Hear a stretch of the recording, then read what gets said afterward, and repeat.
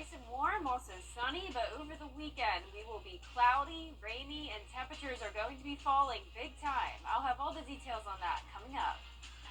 Right now on News Channel 6 and 10, Augusta voters decide the fate of a new arena. Also ahead, the race for the top job in Grovetown, results from that mayoral matchup, and how tiny homes can mean a big jump start on life for young adults leaving foster care. News Channel 6 at 10 starts now. Live from Television Park, this is WJBF News Channel 6 at 10 on MeTV. Good evening, everybody. I'm Brad Means. Thanks for joining us as coverage you can count on begins with Election Day across the area. And one of the most watched issues, that sales tax question in Richmond County. Voters deciding whether to approve a half-cent sales tax increase to raise money for a new James Brown arena. And there you see the numbers, a resounding yes to that half-cent sales tax hike to pay for a brand new JBA. 2/3 of those who voted said, let's do this. Nikita Dennis covering the sales tax vote, and she is live outside the current James Brown arena. Nikita. Yeah, that's right. The people have voted to say yes to build a new James Brown arena. Lawmakers have been working to pass this sales tax for about 2 years. This half-penny tax increase for the new arena could have a huge economic impact on the area. Many people I spoke with say Augusta could also use more entertainment, and building a new James Brown arena will bring that. Augusta's growing, and we really truly need a new arena. It's time for it. Whatever they put in, it brings entertainment and people to this town, into the city of Augusta. That's it.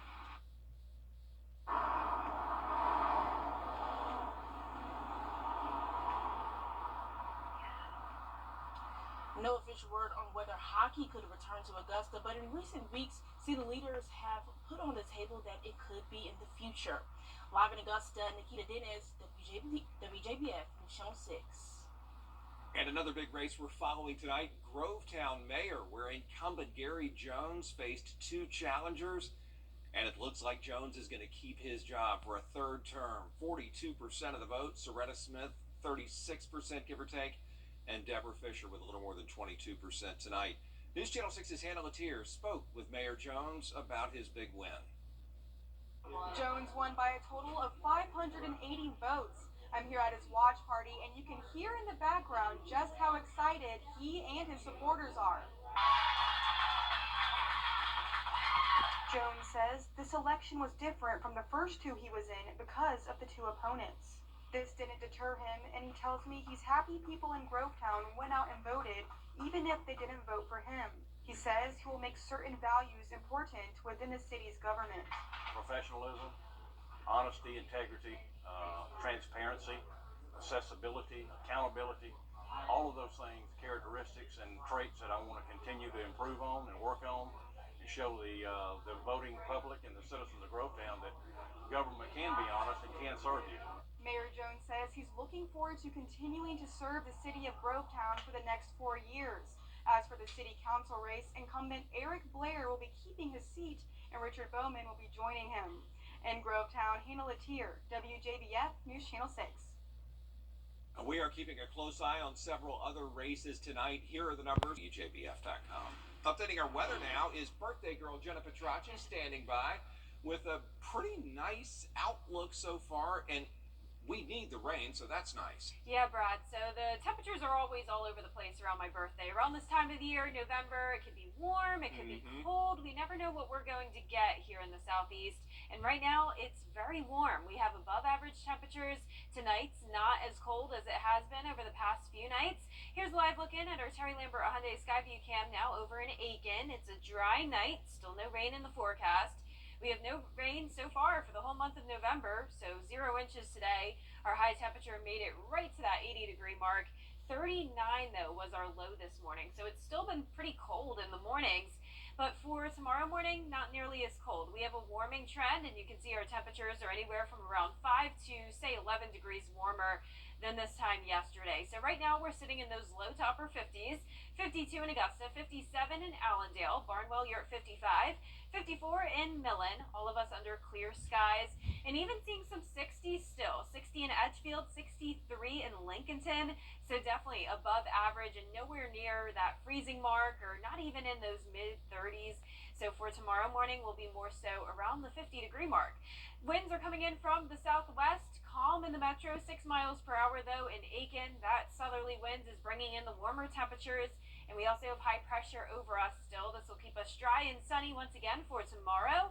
And you can see tomorrow's forecast showing the sunny skies with temperatures rising into those mid to upper 70s. We'll be at the 80-degree mark as well for our high. But showers begin on Friday, a cool down over the weekend as well. I'll have all those details coming up shortly, but back to you, Brad. All right, Jenna, thanks. Concerns over Augusta spin right here on News Channel 6. Well, a call for change when it comes to choosing judges. We're going to tell you why there's a push for a new way to do things in South Carolina when we return.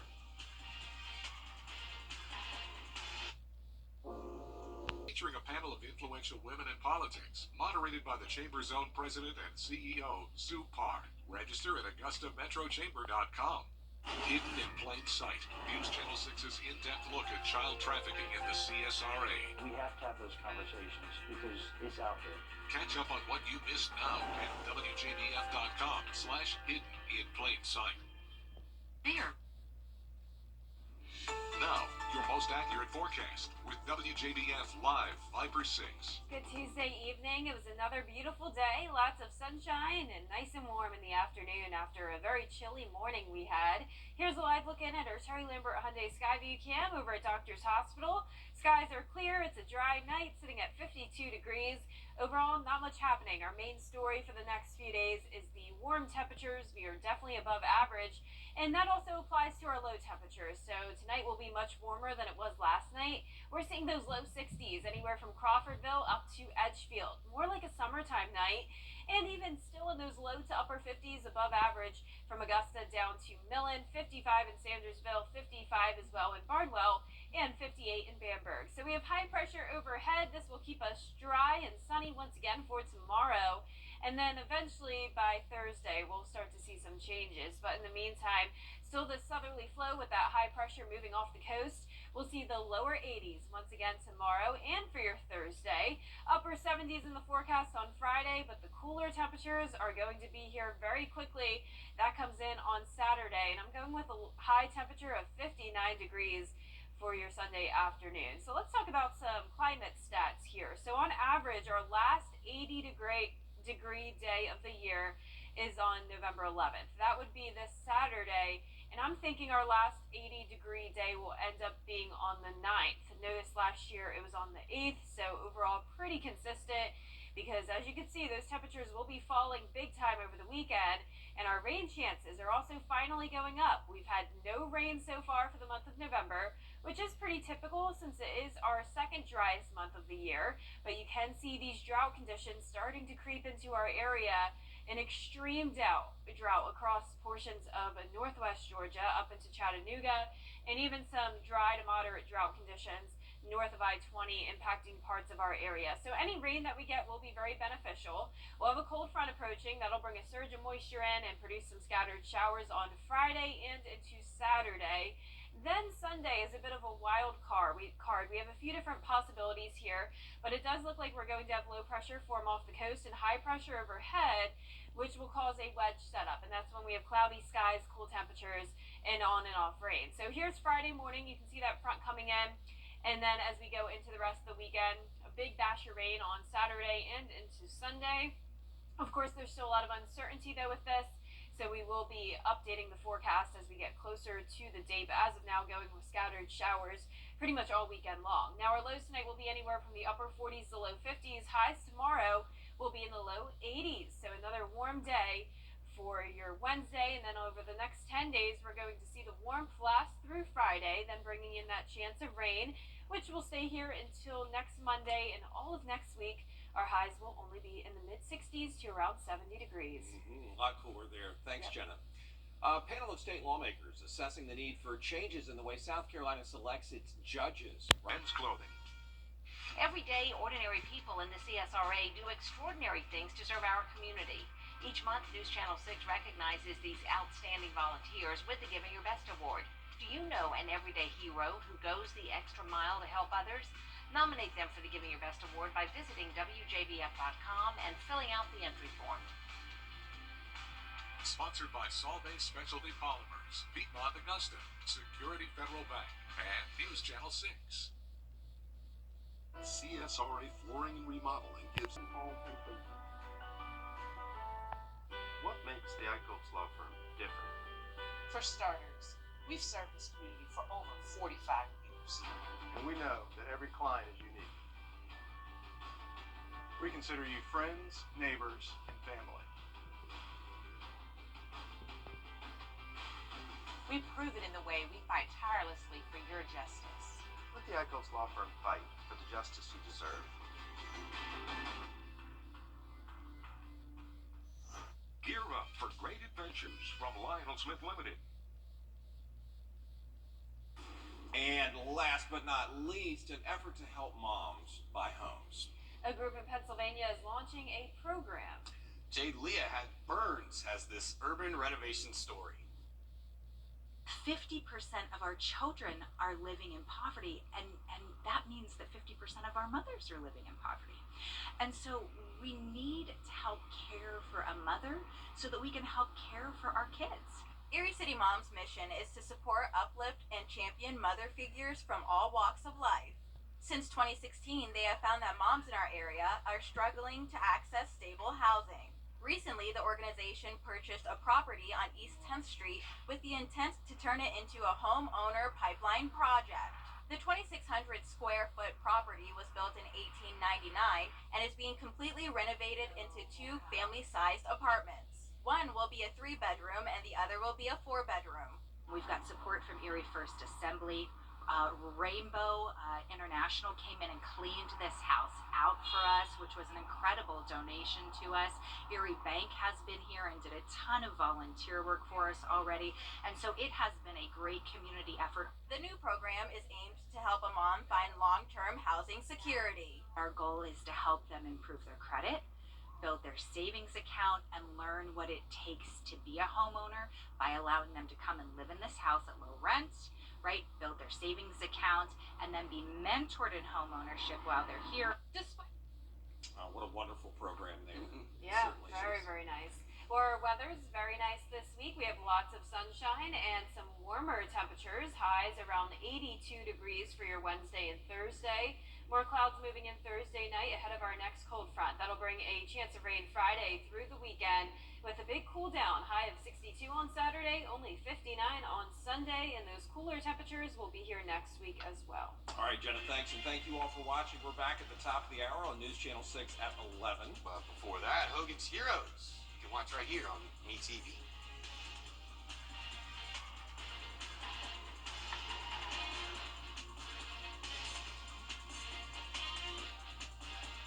Summer's Friday's jackpot could be more than $223 million. Good luck and play on, America. Our temperatures will stay warmer than normal over the next couple of days. Sunny and dry as well, but then over the weekend, our rain chances are going up and the temperatures are going way down. I'll have all those details coming up. Right now on News Channel 6 at 11, the vote for a new James Brown Arena. We have the results. Also ahead, the votes are in from the Grovetown mayoral election. Who takes that top spot? And how tiny homes can make a big difference for young adults leaving foster care. As News Channel 6 at 11 starts now. Live from Television Park, this is WJBF News Channel 6 at 11. Good evening, everybody. I'm Brad Means. Thanks for joining us. As coverage you can count on begins with Election Day across the area. And one of the most watched issues, of course, the sales tax question in Richmond County. And there you see it. Voters deciding whether to approve a half-cent sales tax hike to raise money for a new James Brown Arena. And they overwhelmingly said yes, did the voters today. 2/3 of you who went to the polls said, let's do this. Nikita Dennis has been covering the sales tax vote. She's live outside the current, soon-to-be former James Brown Arena. Nikita. Yeah, that's right, Brad. The people have voted to say yes to build a new James Brown Arena. Lawmakers have been working to pass the sales tax for about 2 years, and the half-penny tax increase for the new arena could have a huge economic impact on the area. Many people I spoke with say Augusta could also use more entertainment, and building a new James Brown Arena will bring that. Augusta's growing, and we really truly need a new arena. It's time for it. Whatever they put in, it brings entertainment and people into this town, into the city of Augusta. That's it. No official word on whether hockey could return to Augusta, but in recent weeks, some city leaders say it could be on the table in the future. Live in Augusta, Nikita Dennis, WJBF, News Channel 6. Another big race we're following tonight, Grovetown Mayor, where incumbent Gary Jones faced two challengers, and it looks like Jones is going to keep his job with 42% of the vote set for a third term now. Soretta Smith had nearly 36%, Deborah Fisher coming in with a little more than 22%. Our Hannah Latier spoke with Mayor Jones about his victory.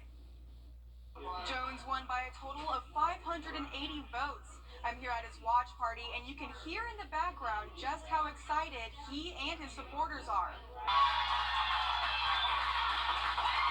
Jones says this election was different from the first two he was in because of the two opponents. This didn't deter him, and he tells me he's happy people in Grovetown went out and voted, even if they didn't vote for him. He says he will make certain values important within the city's government. Professionalism, honesty, integrity, transparency, accessibility, accountability, all of those things, characteristics and traits that I want to continue to improve on and work on and show the voting public and the citizens of Grovetown that government can be honest and can serve you. Mayor Jones says he's looking forward to continuing to serve the city of Grovetown for the next 4 years. As for the city council race, incumbent Eric Blair will be keeping his seat, and Richard Bowman will be joining him. In Grovetown, Hannah Latier, WJBF, News Channel 6. Yeah, we are keeping a close eye on several other races tonight, beginning with those numbers that support what Hannah just said. City Council out of Grovetown, Bowman and Blair, separated by one vote. Time now for a first check of our weather. Meteorologist Jenna Petracci standing by. You got a good birthday gift today from Mother Nature. A pretty nice one. Oh yeah, I definitely like the warmer weather. I love the summer and the early fall. I mean, I like the fall because of the beautiful fall foliage, but I do not like the cold, and we've had some cold temperatures in the mornings. That was the case today. We started out in the upper 30s, but we definitely warmed up nicely today. And now tonight, it's not too chilly outside. Here's a live look in at our Terry Lambert Hyundai Skyview cam over at Doctors Hospital. Skies are clear, no chance of rain today. In fact, we've had no rain so far for the month of November. Our high today made it to the 80-degree mark, definitely well above average. But as I mentioned, a chilly start to the day. So a huge spread in temperatures with our low compared to our high. But that won't be the case for tonight and for tomorrow morning. We definitely have a warming trend. You can see temperatures are anywhere from around 4 to 8 degrees warmer than yesterday. We're sitting in the low to upper 50s. 51 in Augusta, Barnwell at 54, 53 in Millen, 52 in Sylvania, 55 over in Gibson, and 59 in Lincolnton and Edgefield. Just a little bit ago, we had some 60s, so definitely well above average. And winds are coming in from the southwest. That's bringing in the warmer air from the south. 6-mile-per-hour winds currently in Aiken, but pretty calm for the most part with clear skies. High pressure is in control, and when that happens, we have a lot of sunshine and no chance of rain. So that'll be the case for our Wednesday. Sunny skies and temperatures warming up to the upper 70s by noon. We'll briefly hit that 80-degree mark and then 76 by the time you're headed home. So warm days ahead. Showers begin, though, on Friday, and that marks the beginning of a big change in the weather. This weekend's forecast is pretty complicated, but we do know there will be the chance of rain. There will be much cooler temperatures, along with some cloudy skies. So I'll break down all the details coming up shortly, but back to you, Brad. Jenna, thanks. A government shutdown looming at mid-2024. They're hoping for young adults to be able to move in by the end of next year. Coming up, we're going to check back in with Jenna for the forecast, and we're going to take a look at our Your Hometown Road Trip's next destination. It's a good one. We'll be right back.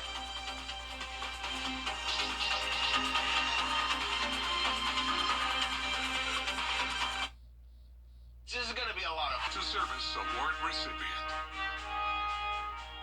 Weather headlines on News Channel 6, brought to you by Jamie Casino Injury Attorneys. Now, your most accurate forecast with WJBF Live Viper 6. Well, it was another beautiful day. Lots of sunshine out there, no rain. We've been dry all month long, and that'll be the case over the next couple of days as well. Here's a live look in at our Terry Lambert Hyundai Skyview Cam over in Emmanuel County. Skies are clear. We're sitting in those low 50s, 51 degrees currently here in town. Dew point of 50, winds are calm. Overall, a pretty pleasant night with temperatures definitely above normal for this time of the year. 54 in Sparta and Sandersville, 52 down in Wrightsville, upper 50s in Washington and Crawfordville. Aiken, you're at 57, and 54 now in Barnwell. So we have high pressure in control. This will keep us dry once again for tomorrow. Really not much changing for the forecast tomorrow, giving it another high of 82 degrees in Augusta with high pressure off the coast. We have a southerly flow coming in that is warming us up, so it'll be another beautiful day, feeling more like the springtime. Upper 40s to start, but warming up nicely by the afternoon. Now, those high temperatures won't last for long. Those warm high temperatures, that is. 78 will be the high on Friday, but then we have a big cool down over the weekend. We are falling into the upper 50s, the low 60s. Now, there is a lot of uncertainty here, but that's what we're going with for now. We do know for sure it will definitely be well below average, and there is the chance that this could be our last 80-degree day this week. On average, that happens on November 11th, which would be this Saturday. Last year, it happened on November 8th, and this year, I'm going to go with November 9th as that last 80-degree day, because once we fall this weekend, it's unlikely that we'll warm back up that significantly as we go more towards the end of November. So no chance of rain Wednesday and Thursday, giving it a 40% chance Friday through the weekend. So you'll definitely need to keep that in mind for any outdoor plans you may be making. But also keep in mind that any rain we do get will be very beneficial. So we don't have too bad of drought conditions across the CSRA, but it's definitely starting to make its way into our area. Those drought conditions starting to creep in. Dry to moderate drought north of I-20, including some of our counties. And we'll have a cold front coming through on Friday. That'll bring us a chance of some scattered light rain showers, followed by a cool down. And then as we go into the weekend, especially on Sunday, that's when we have a lot of uncertainty with the forecast, depending on the setup here of this high pressure and low pressure. This could form a wedge setup. And when that happens, we have cool air across the CSRA, much cooler air. And we also have ongoing scattered showers throughout the day, and also very pesky clouds that stick around. I know we're all familiar with that. But here's that front coming in on Friday, seeing some green popping up on and off, especially on Saturday. And then on Sunday, another big batch of rain possibly coming through with that high pressure overhead, trapping in all the cool air, and also keeping a chance of rain into Monday morning, but it's likely will start to dry out by then. Lows tonight will be in the upper 40s to around 50 degrees, and highs tomorrow will be in the low 80s, around 10 degrees above average. Sunny throughout the first half of Thursday as well, and then we'll have more clouds move in at night ahead of that next system. And then that chance of rain comes in on Friday through Monday, and all of next week. Highs will only be in the 60s, maybe to around 70 degrees. But as I mentioned, no more 80-degree days likely after this Thursday. Yeah, goodbye 80s. All right. Thanks a lot, Jenna. The Your Hometown Road Trip team is headed to its next destination. They're going to be spending time in Harlem, Georgia this week. They check out some of the local eateries, a dive shop, and of course they'll be at the Laurel and Hardy Museum. Well, the Laurel and Hardy Museum is here because one half of this worldwide comedic duo is Oliver Hardy, and he was born here in Harlem in 1892. Stan was actually born in Ulverston, England in 1890, but it's his birthplace for Oliver. And be sure to check out Your Hometown Road Trip tomorrow afternoon at 12:30 right here on News Channel 6. Up next, the Supreme Court hearing arguments for domestic violence. Up next, the Supreme Court hearing arguments for domestic violence offenders owning guns. How victims of domestic violence responded when we come back.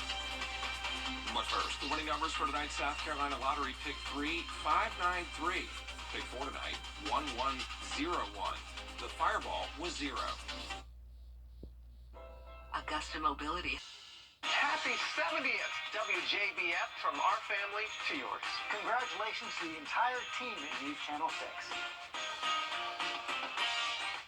You can't always experts choose the weather, but you can choose your weather app. Go with the most accurate and most trusted Reliant Viper 6 mobile app. Download it today. Gun violence prevention advocates sounding the alarm about a Supreme Court case that could allow domestic abusers to own guns. Hannah Brandt is in Washington, D.C. with more. What do we want? Justice! When do we want it? Now! While standing in front of the Supreme Court, Donna Burdick was thinking of her daughter Marlene, who she says was shot and killed by her abuser. I don't want any family to have to experience what we have experienced. That's why she was part of a rally on Tuesday, as the Supreme Court heard a case challenging a federal law that bars domestic abusers from having guns. The case revolves around a Texas man convicted of gun charges because of a restraining order issued after he hit and threatened his girlfriend. His lawyers argued that violated his Second Amendment rights. Very consequential actions that go against an individual's fundamental right to keep arms. This case was sparked by the court's ruling last year, expanding gun rights by saying restrictions need historical precedent. But during Tuesday's arguments, even some conservative justices seemed skeptical. The legislature can make judgments to disarm people consistently with the Second Amendment based on dangerousness. And the protesters gathered here on the steps of the Supreme Court tell me lives are at stake here.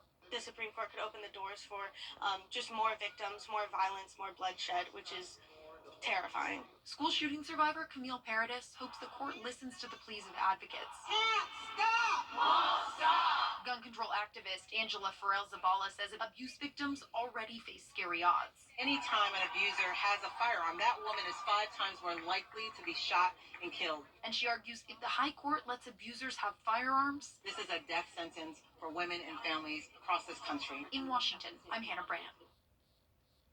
2 deputies were shot. They were trying to serve an arrest warrant in Robeson County, North Carolina.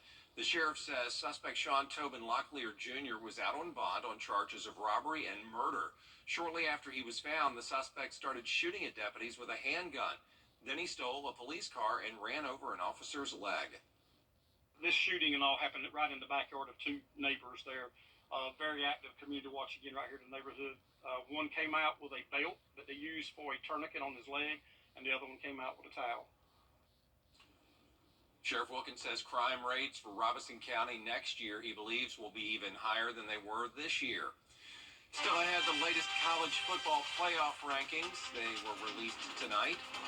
And now the city of Augusta got the Clemson versus Georgia Tech series started 125 years ago in sports. It's a whole lot of fun. Well, if you think the board game Monopoly is boring, then maybe you should try this. The game maker trying to mix things up a little bit, make them more physical. So these players don't use the square board we all know and love. They use a 3-foot slide and try to land on their properties, shuffleboard style. Opponents can try to knock out each other's pieces, and there are lots of hidden hazards on the board. Landing on them could cost you the game, and as is always the case with Monopoly, whoever has the most money at the end wins it all. You know, I was about to be a hater and say I don't like that, but then I remembered I had a non-traditional version of Monopoly growing up. I had one with credit cards. Really? Have you ever seen that? No, not at all. It was cool. I was like 8 years old swiping my Monopoly credit card. They have a lot of different versions. I haven't seen that one yet, though. But yeah, why not mix it up, make it fun, physical? Might as well. Glad people are still playing board games. Me too. Sometimes it seems like we're not anymore with phones and tablets and everything. Good to unplug. Yep. Well, for our forecast this week, we have sunny skies again tomorrow, high of 82. Same high temperature on Thursday. More clouds moving in at night. Then a chance of rain comes in on Friday, lasts through the weekend, and temperatures will cool down, upper 50s on Sunday with cloudy skies. All right, Jenna, we thank you, and we thank you all for watching. Have a great night.